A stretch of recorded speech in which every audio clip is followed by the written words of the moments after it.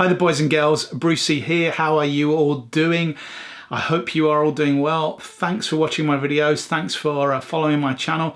If you do like what you hear here, do hit subscribe. And if you do want more guitar related information, then please do check out my book, Guitar Creativity. You can find a link in the description below.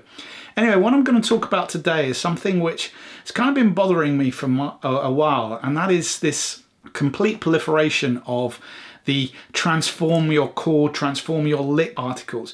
Now I know these are clickbaity because I fall for them all the time. I'm constantly watching and keeping these stored up to go through because I want to transform my playing, I want to transform my licks.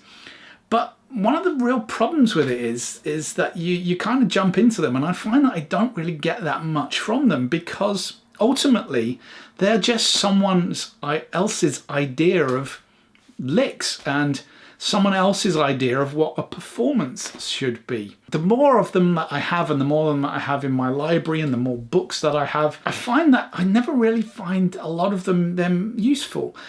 Again, slightly hypocritical here. Of course, there are some articles on chords and chord progressions that are useful and they can really conjure up something new and for you to try out and work through.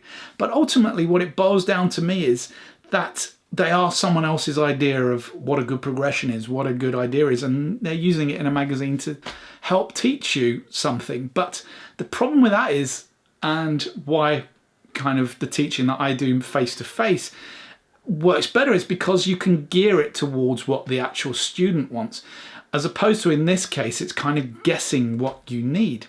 So what am I getting at here? I think one of the things you really need to be doing is going back to the old school, the well-rounded found method of listening to stuff that you like. Listen to chord progressions, listen to licks that you like and learn from them. You will transform your playing more by picking a lick that you like, learning it, picking a chord progression that you like, learning it and really immersing yourself in it rather than being force-fed someone else's idea of what, you know, good chord progressions are. Now, I realize that this comes across as probably a little bit preachy and a little bit angry. I'm not.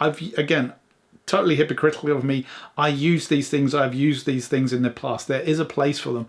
But I suppose it's because a lot of my social media feeds are now kind of full up with transform your playing, transform your licks, transform your chord progressions, transform this. And ultimately, the more that I do click on them because I'm really excited, because it's what I want to do.